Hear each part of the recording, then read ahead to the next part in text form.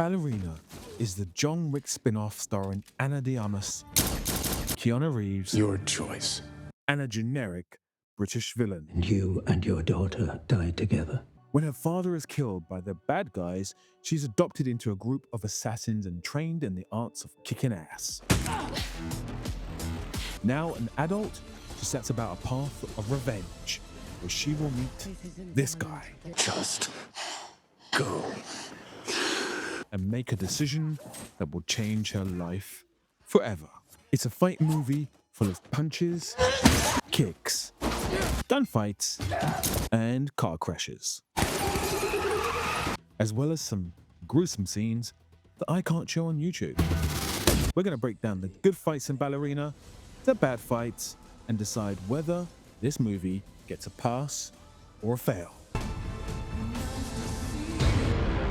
When it comes to an action movie, sometimes the stories are heightened by the fights, or the fights are heightened by the story. And quite often a convoluted or poor story can dramatically remove your enjoyment of the fights. Havoc is a recent example of the story dramatically affecting the enjoyment of the action.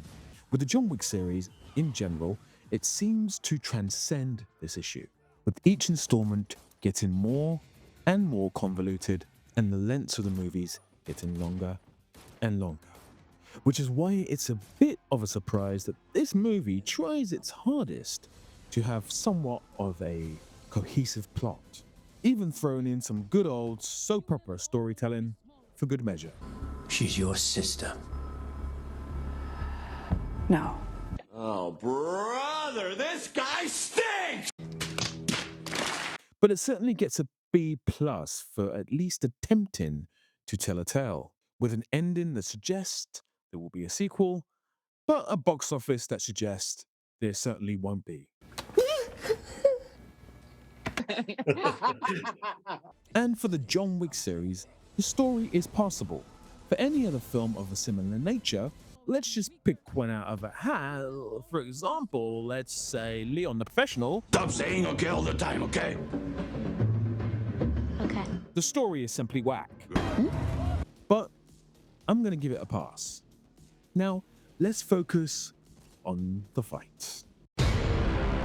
If you don't know yet, this film is directed by Len Wiseman, the director of the Underworld movies, which, depending on how old you are, these movies are either very lame or very fun. But the fights in this movie were choreographed by Jackson Spindle and the 8711 stunt team.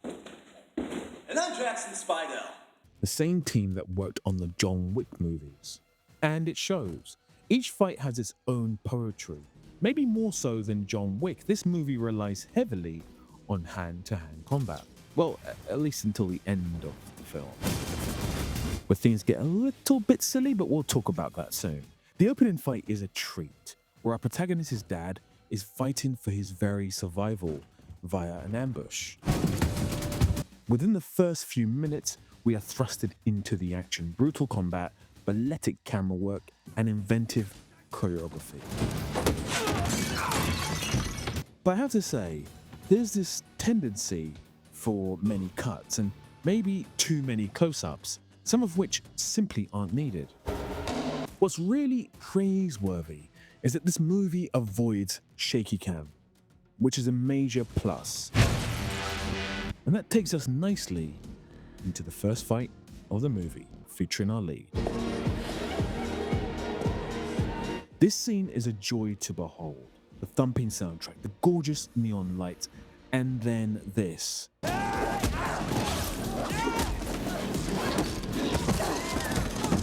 Sheer brilliance. Showing our protagonist being so vulnerable immediately puts you on her side. It's an easy trick, and a trick that more action movies should actually use.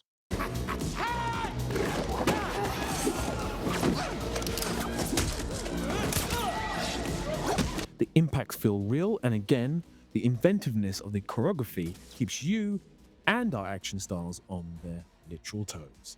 However, we are going to pause it right here because this scene is also going to fall into our bad movie section. As I mentioned before, this movie uses less gun fu than John Wick, and on this channel, We don't like Gunplay. It undercuts any suspense, immediately removes any danger, and thoroughly feels underwhelming in most cases. Now, there are exceptions,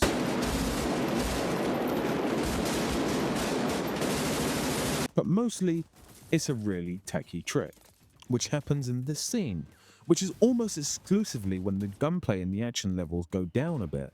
And unfortunately, the scene is a bit of a mess.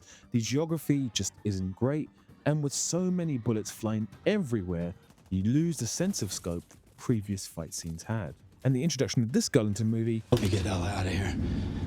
is one of the major flaws of the narrative.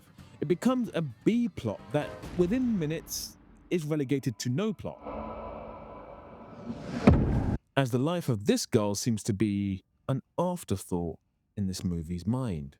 But for me, the life of this young girl should be the A plot and should be what's driving the narrative. I mean, any movie where there's a young girl or a young character involved, surely that is the main plot of the movie. Just ask Denzel. You love me, don't you? Yes, I do. It's a real strange choice and more soap opera storytelling that doesn't pay off. However, what follows this scene is arguably the most fun action scene in the whole movie.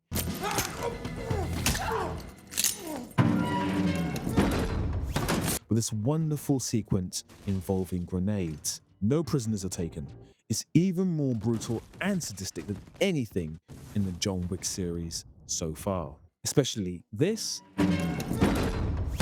and this. Now, as I said before, I'm not going to show this scene on YouTube. I don't want this video getting demonetized and my channel getting banned. But do join me on Patreon for this scene and even more action. The link is in the description. Now, whilst this channel is critical of gunplay, when done well, it can be rather exciting. And this next scene is arguably the best of the movie. Now, I know I said that before, but honestly, this scene is so fun. Remember this guy from previous videos? Well, he appears in this gunplay scene, which is followed by this fight with this waitress. A surprising fight with a really nice and fun ending. However, all in all, as the movie runs on and maybe overextends its welcome, we agree to more and more gunplay, more and more grenades, and more explosions, and with even more soap opera storytelling. I missed you. And then finally, the movie just loses its absolute f***ing mind with some ridiculous fight, which is fire versus water. It looks really stupid when paused, but believe me, it's even more stupid in action. A nice 30 minutes shaved off of this movie would have been to the benefit of everyone, especially Terrence Howard. Even his scientific genius mind couldn't work out the logic scientifically of this scene.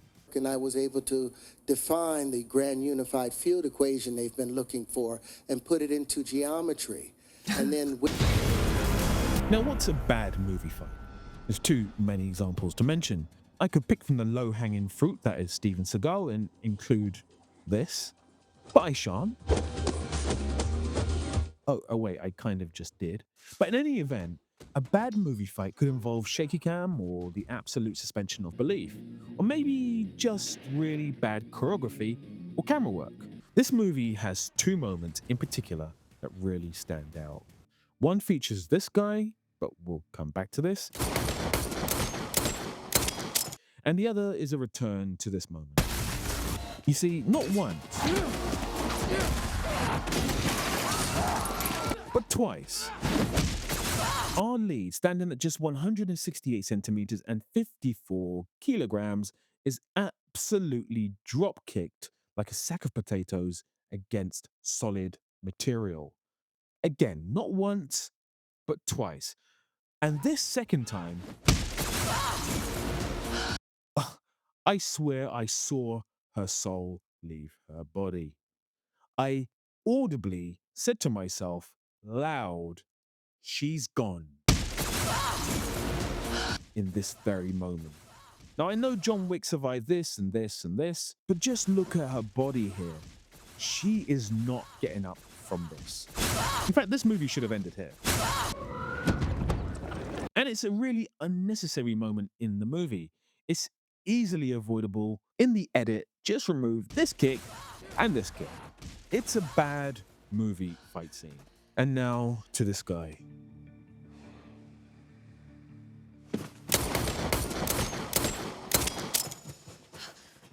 Now, I understand why the movie makers wanted this fight. John Wick, a recognizable character against our lead. I'm sure she'll be in John Wick 5 as well, but honestly, this fight is just so lame. And it's the perfect example of how a fight can be bad. There are zero stakes. John Wick isn't going to kill our lead protagonist, and she isn't going to kill John Wick. It's a pointless fight that has you looking at your phone and watching a TikTok dance, or maybe just scrolling and finding out that Sinners has been named the best movie of 2025 so far.